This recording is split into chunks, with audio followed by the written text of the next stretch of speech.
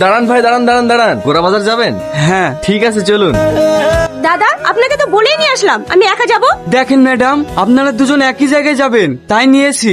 আমাকে আমার বাড়ি থেকে বলেই দিয়েছে এখনকার দিনকাল ভালো না, কোনো ছেলের আশেপাশে বসবি না। ম্যাডাম আপনি চিন্তা করেন না, কিচ্ছু হবে না। দাদা বলেন ম্যাডাম। এই ছেলেটা পুরো গুন্ডার মতো দেখতে, কেমন ভাবে তাকাচ্ছে, আমার ভীষণ ভয় করছে। দেখুন, আপনি আজে বাজে কথা বলবেন না। আপনি নিজেকে কি ভাবছেন আমি ভদ্র ঘরের ছেলে? অসভ্য জানোয়ার কোথাকার! আপনি আমাকে মারছেন কেন? অসভ্য জানোয়ার, মেয়ে দেখলে গায়ে ঢলে পড়তে মন যায় না। আপনি রিক্সা থেকে নামেন। না, আমি নামবো না। নামবি না?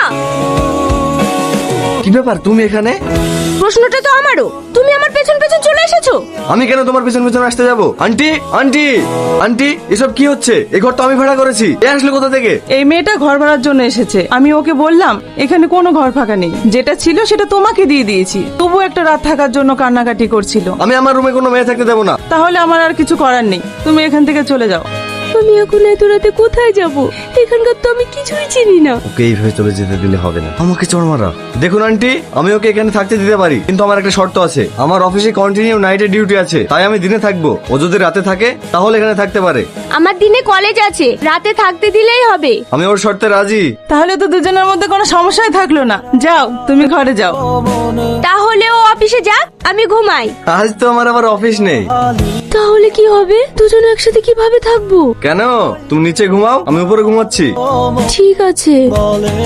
আজকে তাজা খবর, নন্দীগ্রামের একটি মেশে গভীর রাত্রে একটি মেয়েকে একা পেয়ে ধর্ষণ করে খুন করেছে একটি যুবক। মেয়েরা কোনো জায়গায় সেভ নয়। কি ব্যাপার, এত রাত্রে তুমি কোথায় যাচ্ছ?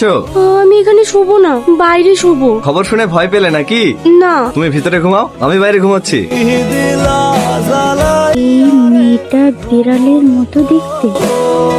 কি হলো? আমি বেড়ালের মতো দেখতে? কে বলেছে তুমি বাদরের মতো দেখতে?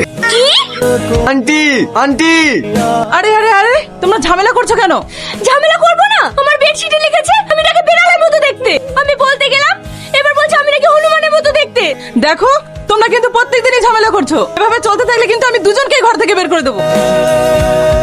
আজকাল বাদররাও যে হাসে, হে প্রথম দেখলাম। আমার বয়ফ্রেন্ড চিঠি পাঠিয়েছে, সেটা পড়ে আমি হাসছি বলে অন্যজনের খুব হিংসে হচ্ছে। আর হিংসা হবে নাই বা কেন? গাধাদের সঙ্গে তার কেউ প্রেম করে না। তোমায় ভীষণ মিস করছি গো। আজ 2 বছর হয়ে গেল, এখনো পর্যন্ত দুজন দুজনকে দেখিনি।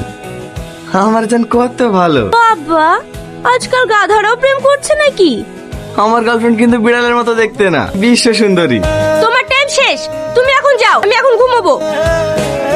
কি ব্যাপার, বিড়ালের মুখটা প্রতিদিন 5 কেজি দেখি, আজ আবার 120 কেজি লাগছে কেন? দেখো, আজকে আমার ভালো লাগছে না, তুমি আমাকে জ্বালিও না, আমাকে একটু একা থাকতে দাও। কি হয়েছে তোমার, বলো না। বললাম না তুমি এখান থেকে যাও। কি হয়েছে তোমার? তোমার কি বয়ফ্রেন্ডের সঙ্গে ঝগড়া হয়েছে?